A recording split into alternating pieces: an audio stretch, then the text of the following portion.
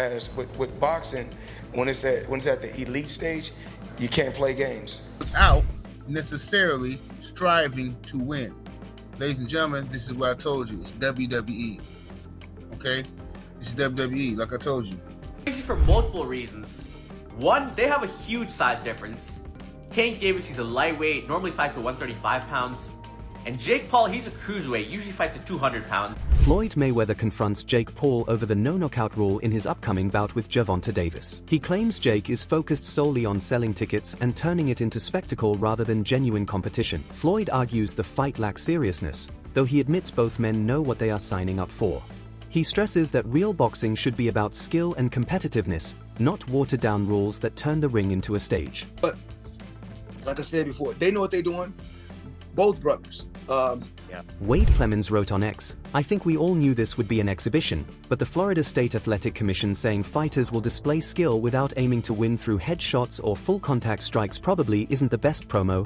Clemens, known for sharp takes in boxing, criticized the commission for softening the fight's intensity. His point was clear. Fans expecting a true contest are being let down. Mayweather, who has always thrived on competition, even post-retirement, appears to be shifting the spotlight. Analysts suggest his pursuit of a fight with Mike Tyson isn't only about money but about pride and control. With Jake Paul versus Gervonta Davis already pulling headlines, Floyd made sure to redirect attention. By setting up Tyson as his opponent, he ensured his name would once again dominate the narrative. It's a textbook Mayweather move: stay relevant, command headlines, and remind the world his legacy still overshadows the sport. Now that there's so many celebrities and so many people that are known, where you can get somebody and they can sell tickets to events, that's what kicked off the social media influence boxing that Jake Paul was birthed from. Now we're in a vacuum. And so there's going to be a lot of conversation about that and continuing to do that. In this particular video, though, I want to get into the mind of Floyd Mayweather Jr. and why Floyd Mayweather Jr. would do this. There is the money, but there's also the competitive nature of Floyd Mayweather Jr. and him not wanting to have other people think that they're a bigger star than he is. Floyd Mayweather Jr. has not been able to really launch his star outside of the sport of boxing, so he continues to do exhibitions. Now, what I think is that Floyd Mayweather Jr. is announced it at this point in time with Mike Tyson in order to take advantage of the publicity heading into the Gervonta Davis, Jake Paul fight, which is, I do believe, set for November.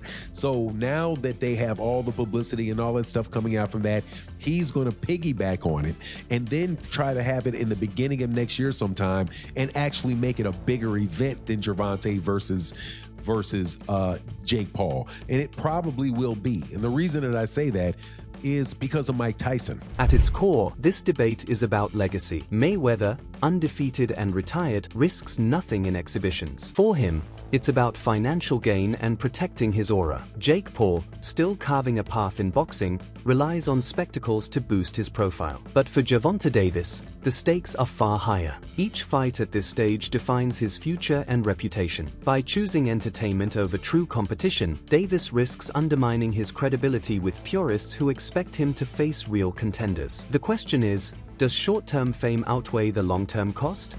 What is going to happen in that fight is basically the same thing as what's happening to Canelo Alvarez and Terrence Crawford, except for that is a live action fight that is a real competitive fight, but the marketing of it is the same thing, and the fact that somebody is going to pay for it is more likely with Floyd Mayweather Jr. and Mike Tyson than it is with even Jake Paul and Gervonta. But I think that it really is an attempt to compete with Gervonta Davis by setting up a bigger fight than Gervonta Davis is having. And I'm going to tell you this something else too. I would not put it past these people. The Jake Paul versus Tank Davis fight could have dominated the spotlight, but Floyd's maneuver ensured he remained the centerpiece of boxing conversation. 4 years, he has mastered the art of grabbing attention, even outside the sport's traditions. This latest move reflects his competitive spirit. He refuses to let Jake's celebrity or Tank's prime take center stage. by signing to fight Mike Tyson, he reasserted himself as boxing's main attraction. The nostalgia of Tyson paired with Floyd's perfect record makes it far more marketable than Jake versus Tank. The controversy over Jake and Gervonta stems from the bout not being sanctioned as official. With the commission labeling it an exhibition, critics say it drifts closer to WWE-style entertainment, where the aim is spectacle, not victory. With no knockouts and no stakes, many dismiss it as a marketing stunt. While it may draw quick attention, purists argue it damages the integrity of boxing, a sport built on real competition. Will face Gervonta Davis in an exhibition match. Quote, "You can't do a fight like that as a pro fight," Shipman said. It'll be an exhibition fight, end quote. Similarly to the concerning location move, he states that the main reason for this is the significant weight disparity between the two opponents. An exhibition is defined by Florida statutes as a boxing, kickboxing, or mixed martial arts engagement in which persons participating show or display their skills without necessarily striving to win, using strikes, elbows, blah, blah, blah. So, the key word here is, key phrase, show or display their skills without necessarily striving to win. Ladies and gentlemen, this is what I told you. It's WWE. Okay? This is WWE, like I told you. These are setup fights. These are rigged fights. I know Jake Paul gets upset when people say he ain't a real fighter and all that stuff. But I think the Mike Tyson fight pretty much showed everybody that, Mike was pulling back on his punches, and it just was weird to me. You know what I'm saying? Now you got Gervonta Tank Davis getting ready to sell his soul to go up in here and move around the ring with Jake Paul. And I don't know what's going to happen on this. I don't know. But regardless of the fact, the fight is going to do well because it's going to be on Netflix. So everybody got Netflix, so everybody's going to watch the fight. So it's going to be like a wrestling event, basically, a fake scripted fight. Former champion Pauli Malignaggi has been outspoken in his criticism of the Jake versus Tank matchup. He argues that knockouts mean little unless they come against evenly matched fighters. In his view, manufactured events like this cheapen boxing. He also believes Jake Paul gains undeserved credibility through spectacles that lack substance. In a debate with Chris Algieri, Pauli stressed that casual fans may be entertained, but true boxing followers recognize the fight's lack of authenticity. His critique points to the weight issue, one of the main reasons the bout isn't sanctioned. The Florida Commission cited the wide size gap as creating unfair and unsafe conditions, allowing the event only as a sparring-style exhibition with controlled rules. This exposes the boundaries of boxing. Entertainment can't override regulations. The fact the fight had to be reframed underscores how unorthodox and hollow the matchup really is. This, Paulie, knockouts, dude.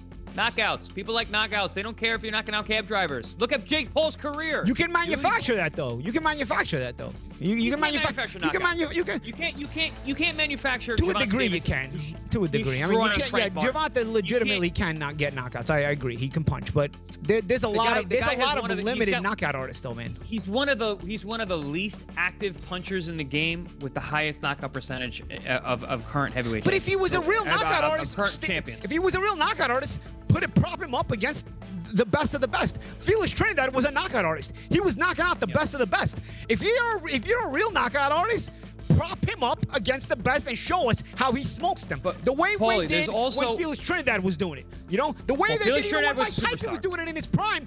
Say what you want about the Mike Tyson era. He knocked out everyone from 1986 to 1989. Everyone got knocked out. Everyone. Well, by your standard, you could say that Tyson was, to a degree, manufactured. No, because he fought everyone that was there. Everyone that was there at that time fought. Teddy Ellis will 100% agree with this. With the expense of Witherspoon. That were afraid of him. With the exception of Witherspoon. No, but they all, doesn't matter. He knocked them all out. There was nobody you could say in that era except maybe Witherspoon, who had contract issues with King at the time. Except for Witherspoon, there is nobody Tyson didn't fight in that era. He knocked them all out. You can't say like, oh, but if he would have fought that guy, I don't know. No, with Davis, there's guys right now that have been hanging around for years. Yo, dude, when are you going to fight them? The lightweight division was stacked with talent. Even at 130, it had a lot of talent when he was there. Didn't fight almost any of them. So it's not the same thing as the Tyson era. You want to say anything about Tyson era? Fine. It wasn't as high level or something. He still knocked out everyone. There was nobody there in that era that you could say Tyson didn't fight. Didn't say it was related. It was the same as the Tyson era. Didn't say it at all. I was actually going to say the opposite when you talk about Trinidad. Trinidad is a bona fide superstar, and the way that he was, and like you said, he stepped him up and he knocked out. And he was a knockout punches. No, of course. So that's a different thing. So is Sugar Ray Leonard. Now you also have to compare it to your contemporaries. Nobody is selling, dude. Nobody is selling. No one sells tickets. No one has a following these days. There's very few fighters who actually sell tickets. There's a push, bro. I was at Showtime. I was at Showtime. There's a push, bro. But champ. I don't want to keep cutting you off, but I got to because here's the thing. Push. There's a push for certain people. I remember being at Showtime and even watching on HBO on TV. They're mentioning Saul Alvarez, who I didn't even know his name was Canelo at the time, as a possible Mayweather opponent. When they were talking about possible Mayweather opponents, I'm like, I knew who the rest of the guys on the list were. Who the hell is this guy? Who's Saul Alvarez? That he's going on, that you're putting him in a list with all these other guys that you were bona fide champions and high-level fighters. Broadcaster Aid Oladipo offered a different perspective on the matchup. He argued that staging an exhibition while both Davis and Paul are still in their physical primes is a mistake.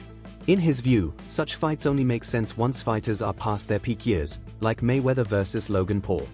Doing it now, while both still have meaningful careers ahead, risks distracting them from bouts that could define their legacies. For Oladipo, the issue isn't just spectacle, it's timing. Prime years can't be replaced, and wasting them on sideshows could damage long-term reputations. Whether you agree with it or not, Gervonta is considered the #1 lightweight in the world. And it's a division that includes Shakur Stevenson, a lot of young guns coming up. I'm not any more sure if it's going to include Keyshawn Davis, but it's a hot division. He's considered #1 in that division. Like, that's why I kind of find this a bit, I don't know. Like, there are challenges out there for Gervonta. There are big money fights out there for Gervonta. We want to see Gervonta in those fights. Again, I don't know how many fights people want to see AJ in, just to make the AJ Jake Paul comparison. One, as far as I'm concerned, that was Tyson Fury. I don't really have any interest in seeing an AJ in any other more fights. Whereas Gervonta Davis, I wanted and still do want to see him in so many more fights. So yeah, it's kind of weird. These exhibition things are, like, really and truly, they should all be when your career's done. Like, when you think of Floyd versus Logan Paul, it's done, right? Floyd versus Conor, did he have one more after? Was that it? I can't even remember. But it was right at the end. It was done right at the end, even if it wasn't, right at the end. These guys having these exhibition fights in between what is the peak of their career is kind of weird for me. Very, very weird. And then it isn't even comparable to Ngannou Fury, because at least these guys were the same size. Like, Jake Paul is a 215, 220 pound guy. I don't know what he walks around at. Gervonta fights at 135. I'm guessing he walks around about 155. Former champion Pauli Malignaggi has been outspoken in his criticism of the Jake versus Tank matchup. He argues that knockouts mean little unless they come against evenly matched fighters. In his view, manufactured events like this cheapen boxing. He also believes Jake Paul gains undeserved credibility through spectacles that lack substance. In a debate with Chris Algieri, Pauli stressed that casual fans may be entertained, but true boxing followers recognize the fight's lack of authenticity. His critique points to the weight issue, one of the main reasons the bout isn't sanctioned. The Florida Commission cited the wide size gap as creating unfair and unsafe conditions, allowing the event only as a sparring-style exhibition with controlled rules. This exposes the boundaries of boxing. Entertainment can't override regulations. The fact the fight had to be reframed underscores how unorthodox and hollow the matchup really is.